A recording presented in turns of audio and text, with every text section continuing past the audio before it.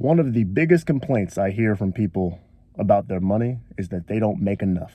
They can't save because they don't have anything left. After all the bills, all they can do is make it just long enough to get to the next paycheck.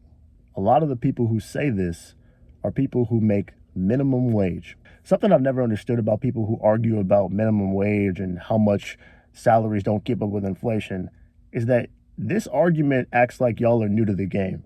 It's almost like we're just now realizing that companies are not out to keep you alive. They are not necessarily out to make you wealthy. No person who's ever started a company comes out and is like, you know what my goal is? Make sure all these workers are getting to that money. That's very rare.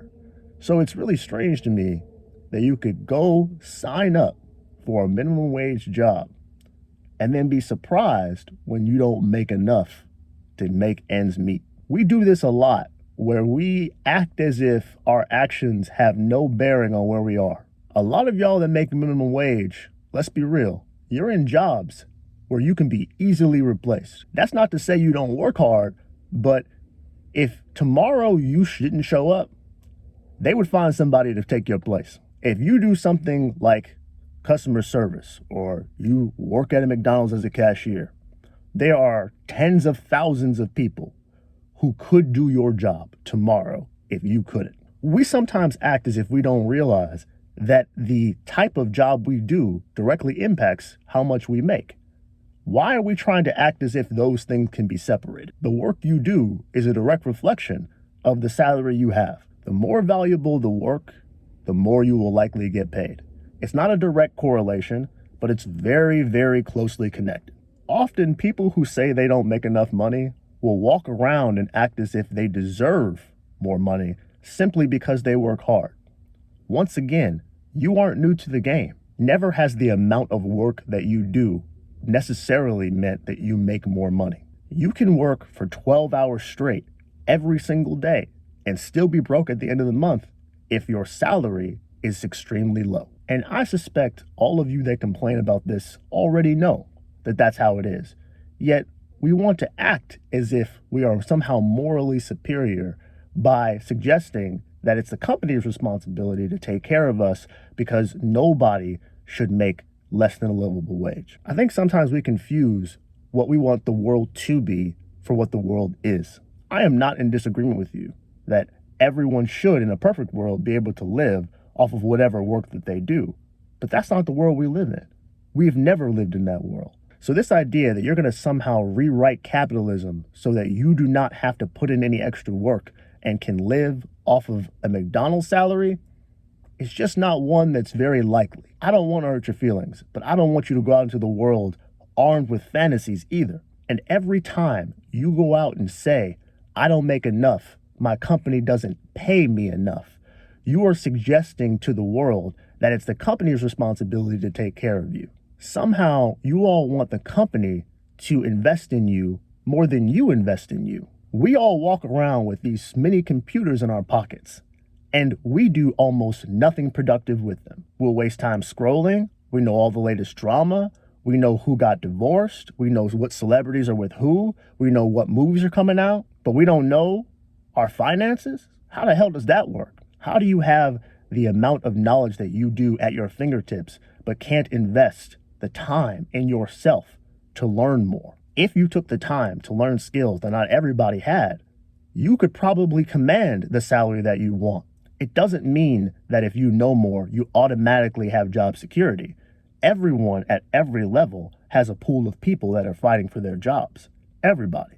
But as you learn more, as your knowledge set grows, that pool of people becomes smaller and smaller and smaller. And the smaller the pool of people is that you're a part of, the more valuable you become. But instead of doing that, we wait around for the company to make its move. Why is it that we think it's more reasonable that we can change the world before we change ourselves? Let me tell you something.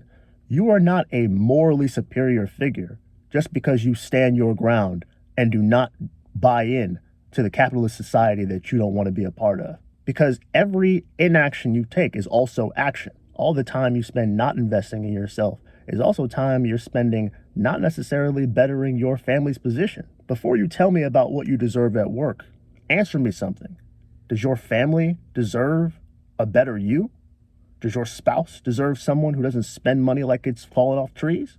Does your son or daughter deserve someone who can teach them how to actually build wealth? See, we are quick to say what everyone else should be giving us, but we are very, very slow to talk about what our obligations are to everybody else. How often do you hear people say things like, eat the rich, nobody deserves to have that much money, it's ridiculous that there are billionaires in the world? People will wag their fingers at billionaires while living in the most prosperous nation in the world and squandering their advantage. We have a bone to pick with the wealthy, but by global standards, our lower middle class is some of the wealthiest people in the world. Do you apply that same logic to everybody else? Or do you conveniently draw the line at the United States so that you don't have to acknowledge all the time that you waste, all the privilege that you throw away? Mighty convenient, isn't it?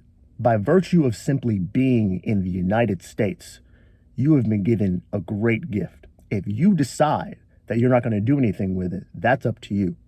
But then don't turn around and complain and say it's someone else's responsibility to get you where you want to be. It's no one else's but yours. You have to aspire to more than the job that you have today. If you're as good as you say you are, you have to show it in the marketplace. And the marketplace will pay if you do. It's funny, if you ask a random person whether they're smarter than average, most of them would say yes. But when you ask them why their financial situation isn't together, their answer usually is, not everybody can be rich. Interesting. So when it comes to intelligence, you're smart. But when it comes to money, you're part of the crowd. You cannot have it both ways. You cannot be smart when you want to be and then use the crowd when it's convenient to obscure the fact that most of your action has really just been inaction. It's true. Not everybody can be rich, but you could.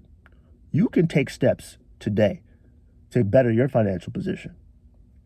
Whether you do or not is up to you. And if you choose not to, don't turn your nose up at everybody else. You chose this life. You chose minimum wage. You chose. When you walked into those establishments and they offered you $7.50 an hour and you said yes, that was you agreeing to the terms and conditions. Don't act brand new now. Look at it this way. From the company's perspective, would you pay for mediocre work? Would you pay for work that you think anyone could do at the drop of a dime? Would you pay more for that?